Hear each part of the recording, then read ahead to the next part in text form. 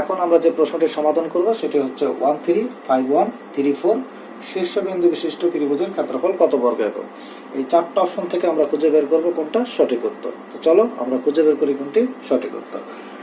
দেখো প্রশ্নটিতে যে তিনটি বিন্দু দেওয়া আছে সেই তিনটি বিন্দুর স্থানাঙ্ক হচ্ছে 1 3 5 1 3 4। প্রথম বিন্দু এবং দ্বিতীয় বিন্দুর স্থানাঙ্কটা আমি এখানে একটু রিপিট করছি। প্রথম বিন্দুর স্থানাঙ্ক এবং দ্বিতীয় বিন্দুর স্থানাঙ্ক। এবার আমার কাজ হচ্ছে পাশাপাশি দুইটা বিন্দুর কোটি বিয়োগ করব এবং পরের বিন্দুর বুজ ওই বিয়োগফলের সাথে গুণ করে দেব। দেখো এখানে প্রথম বিন্দুর কোটি হচ্ছে 3, দ্বিতীয় বিন্দুর কোটি হচ্ছে 1। তো 3 থেকে আমি যদি 1 বিয়োগ করি তাহলে পাচ্ছি হচ্ছে 2। এই 2 গুণ করে দেব পরের বিন্দুর বুজের সাথে, তাহলে গুণ করে দিলে পাচ্ছি কত 6। এবার এই দুইটা বিন্দুর ক্ষেত্রে প্রথম বিন্দুর কোটি হচ্ছে 1, দ্বিতীয় বিন্দুর কোটি হচ্ছে 4। তো 1 থেকে 4 যদি বিয়োগ করি তাহলে পাচ্ছি হচ্ছে -3।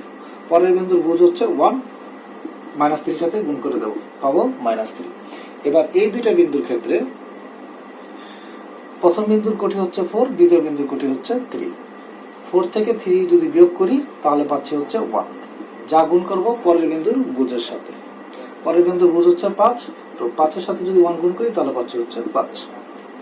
এবার এই তিনটি সংখ্যা আমি যোগ করে দেব, তাহলে যোগফল হিসেবে পাচ্ছি হচ্ছে 8। এরপর এই 8টাকে আমি অর্ধেক করে দেব, অর্ধেক করে দিলে পাচ্ছি হচ্ছে 4। এবং এভাবে আমি এই ধরনের প্রশ্নের সঠিক উত্তর জেনে যাব। তাহলে এই প্রশ্নটির সঠিক উত্তর হচ্ছে ক নম্বর অপশনটি।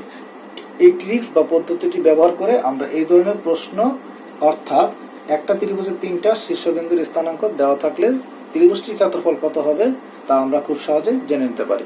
দেখা হবে পরবর্তী ভিডিওতে। ভালো থাকো, সুস্থ থাকো, ধন্যবাদ।